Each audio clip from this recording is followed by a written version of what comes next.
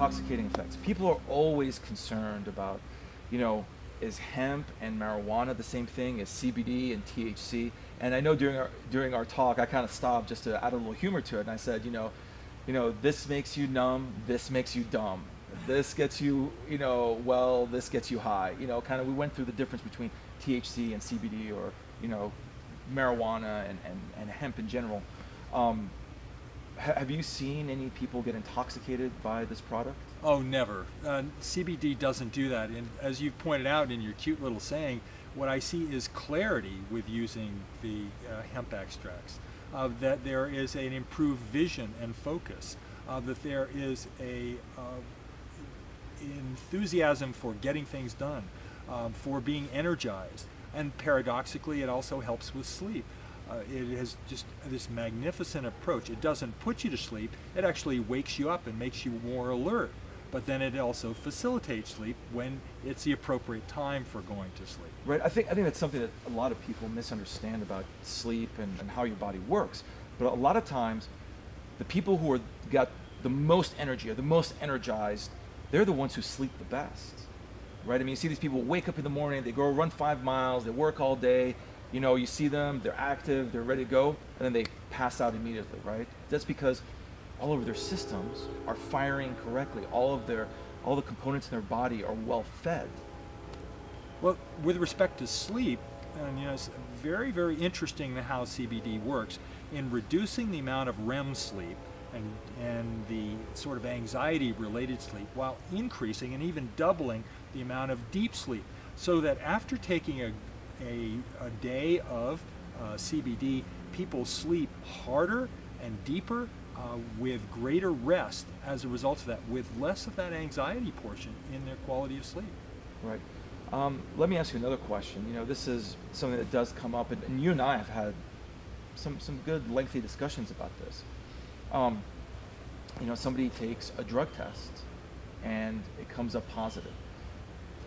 Typically the information I've seen and what I've seen is, it's one of those cheap over-the-counter type of drug tests. It's not going to be specific for THC. It's just going to be, almost anything's going to come up positive. What are your thoughts on this? Well, we're not entirely sure about why that's happening, because the hemp extracts are not containing any significant amounts of THC, and yet an occasional individual on the order of about 1 in 50 will come up positive on a urine drug screen. Now, in all cases, I really try to emphasize getting very specific about which chemical was identified. Was THC actually identified, or was it a false positive as a result of one of the other cannabinoids or a degradation product that occurred using the full spectrum type of cannabidiol?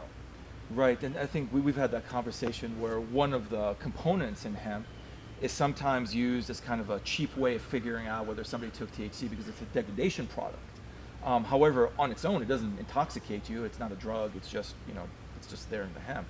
And potentially that's what's really causing the test to come up positive.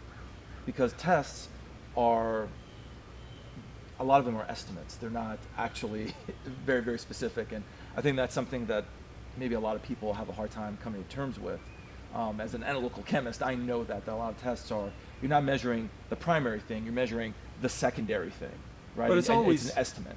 But it's always very difficult for a patient who's being enormously helped by using the hemp extract to come up with a positive test that is going to impact his employment or his future job or something related to his family.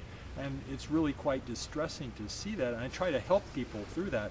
And in some cases where I'm able to address the employer and tell him that there are factors that could lead to a false positive, and that this worker is taking this for treatment of their other conditions, and in fact you're seeing his improved performance as a result of using this substance, which is a much better substitute than using some of the other drugs like opioids that are going to have an adverse effect on and long-term impairment.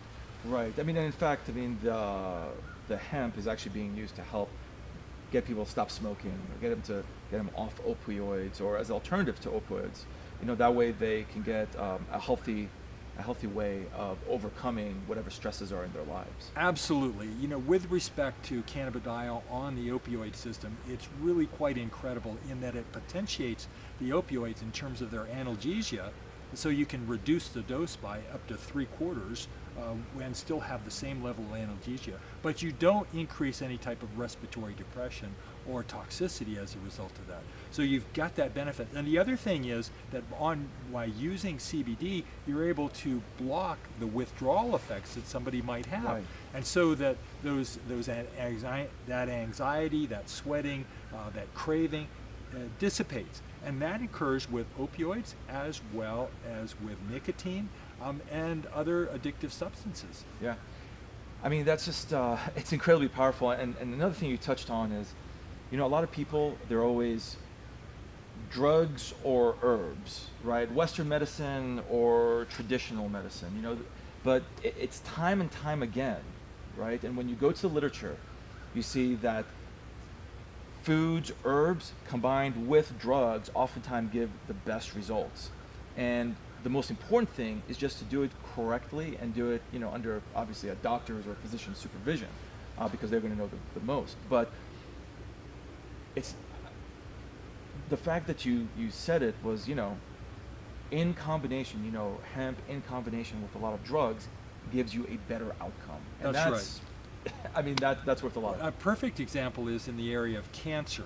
So we know that cannabidiol is very supportive against the symptoms of nausea and vomiting and that ill feeling. But cannabidiol down to the cellular level protects normal tissue, and it has anti-cancer and anti-tumor effects.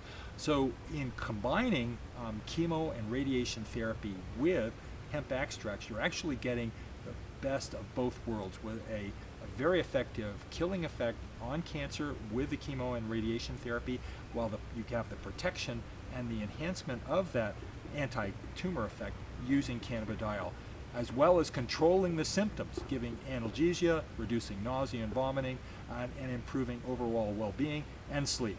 You know, I got to tell you, I mean, as you've been talking, I've been kind of imagining being your patient and coming in and speaking to you and having kind of like a whole new perspective, right? So rather than go to the doctor's office being, okay, here's drugs, here's surgery, here's this, being like, look, we can do that, right? And you're qualified to do all of these things. But you know what? Let's try the simplest thing first. Let's add this in, let's add that in. Let's, you know, kind of move you along that pathway and really open up the box of tools, so to speak, right? I mean, that's what really this is. How can we use the most appropriate thing? Well, once again, you know, I feel we could be here for another 4 or 5 hours, but we got to go to the farm and kind of make sure everything's grown the way it's supposed to be. Thank you for your time, and we'll do this again soon. It's been a pleasure to be here and talk with you about this magnificent subject. Thank you. Thank you.